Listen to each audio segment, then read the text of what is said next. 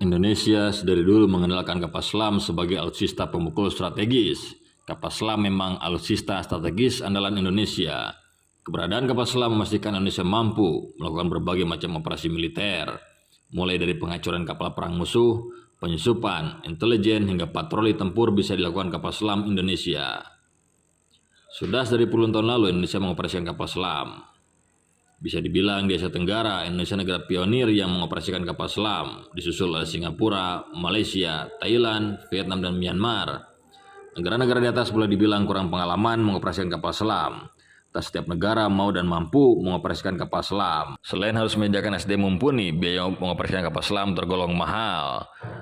Kapal selam berbeda dengan kapal permukaan. Penggunaan kapal selam murni sebagai alutsista tempur, tak seperti kapal perang permukaan yang bisa digunakan menjalankan misi damai.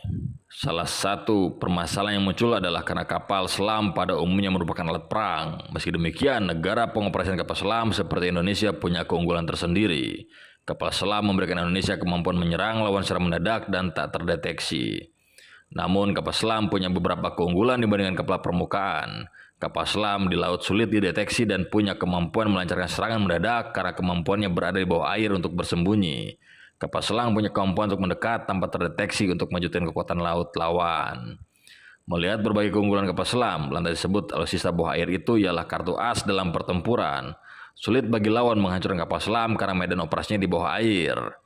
Selama kapal selam tidak tertangkap di pelabuhan, sulit bagi negara penyerang untuk menghancurkannya berdasarkan deklarasi perang. Mengingat kapal selam harus ditemukan terlebih dahulu. Indonesia sadar akan kegunaan kapal selam miliknya sehingga membangun berbagai pangkalan untuk mendukung operasionalnya. Salah satu pangkalan kapal selam strategis Indonesia ada di Natuna.